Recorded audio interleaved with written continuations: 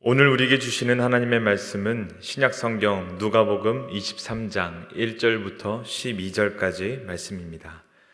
무리가 다 일어나 예수를 빌라도에게 끌고 가서 고발하여 이르되 우리가 이 사람을 보매 우리 백성을 미혹하고 가이사에게 세금 바치는 것을 금하며 자칭 왕 그리스도라 하더이다 하니, 빌라도가 예수께 물어 이르되 내가 유대인의 왕이냐? 대답하여 이르시되 내 말이 옳도다. 빌라도가 대제사장들과 무리에게 이르되 내가 보니 이 사람에게 죄가 없도다 하니, 무리가 더욱 강하게 말하되 그가 온 유대에서 가르치고 갈릴리에서부터 시작하여 여기까지 와서 백성을 소동하게 하나이다. 빌라도가 듣고 그가 갈릴리 사람이냐 물어 헤롯의 관할에 속한 줄을 알고 헤롯에게 보내니, 그때 헤롯이 예루살렘에 있더라. 헤롯이 예수를 보고 매우 기뻐하니 이는 그의 소문을 들었으므로 보고자 한지 오래였고 또한 무엇이나 이적 행하심을 볼까 바랐던 연고로라. 여러 말로 물으나 아무 말도 대답하지 아니하시니 대제사장들과 서기관들이 서서 힘써 고발하더라.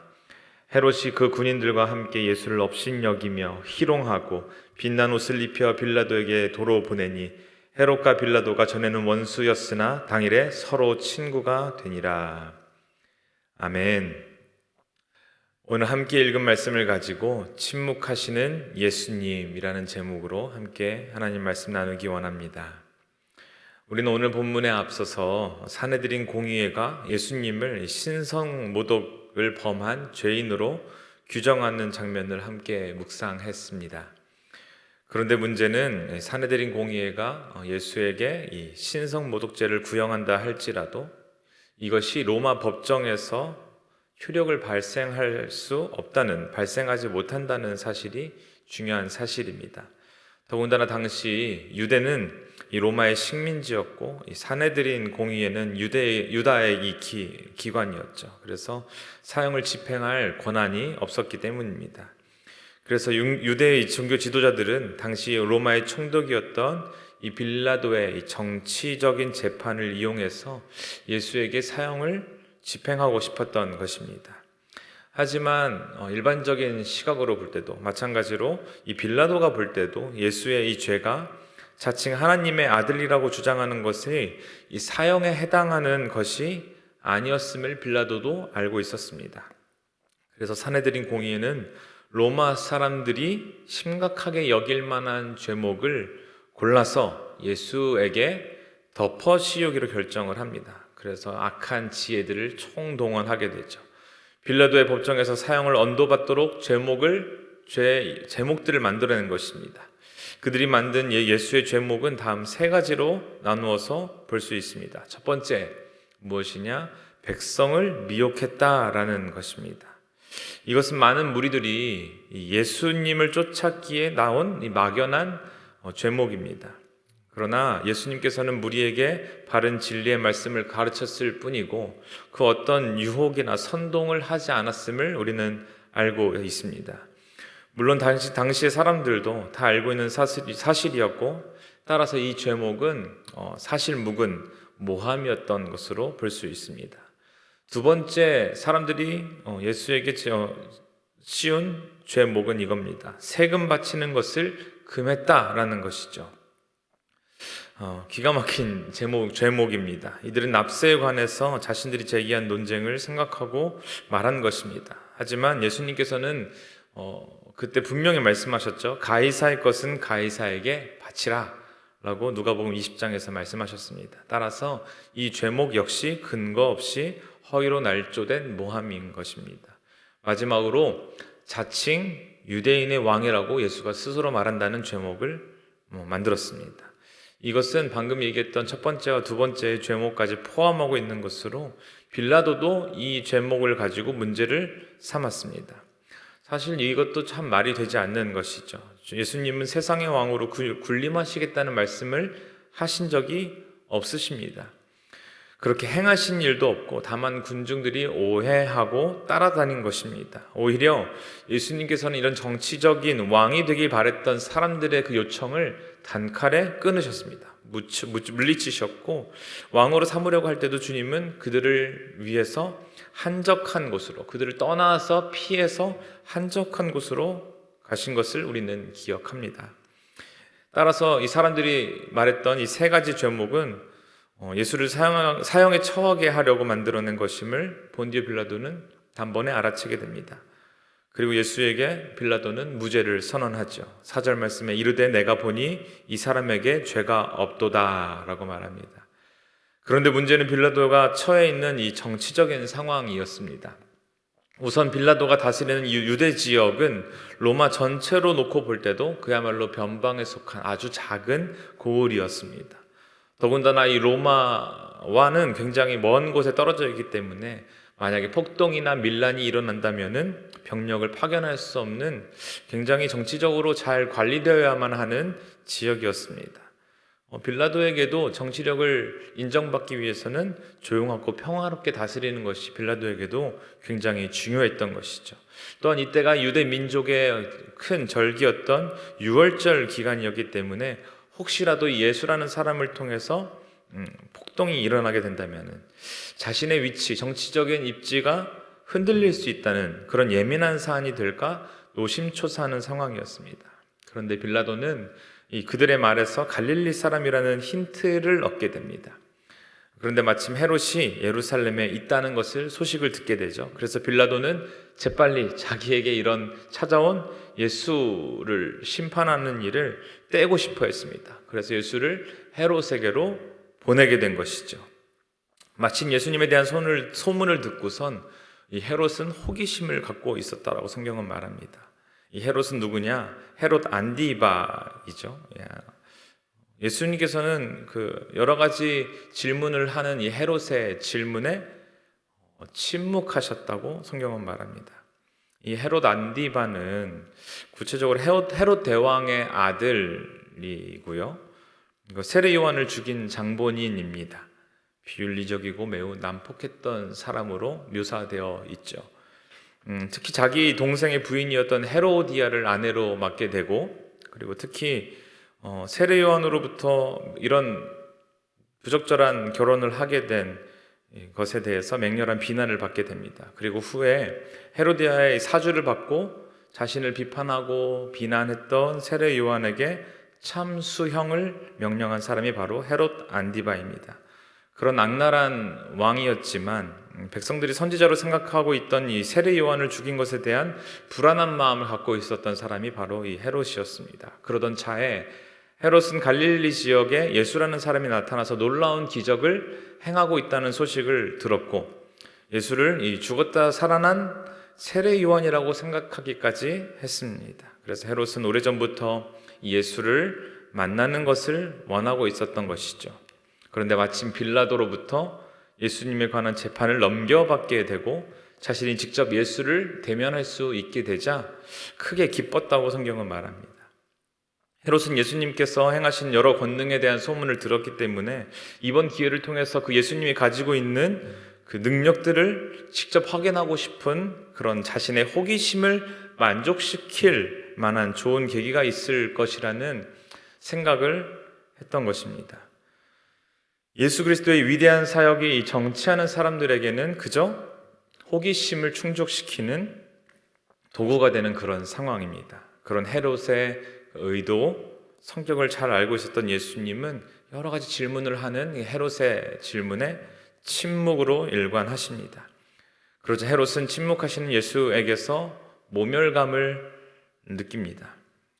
하지만 헤롯 역시 예수님에게서 대제사장이나 이 서기관들 같이 이 죄의 증거를 찾지 못했고, 하지만 이 헤롯은 그런 찾지 못하는 것에 대해서 멈추지 않고 누군가에 전가한 것이 아니라 오히려 예수님을 조롱하기 시작합니다.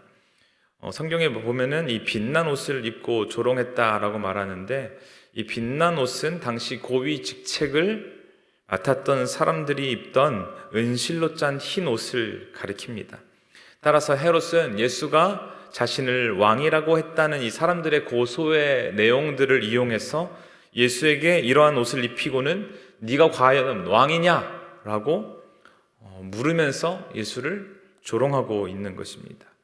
불의한 자들에게 희롱당하시며 침묵하시는 예수 그리스도께서 가시는 길이, 예수 그리스도께서 가시는 이 길이 바로 어린 양의 길이었습니다. 그리고 난 후에 헤롯은 예수님을 다시 빌라도에게 보내게 됩니다.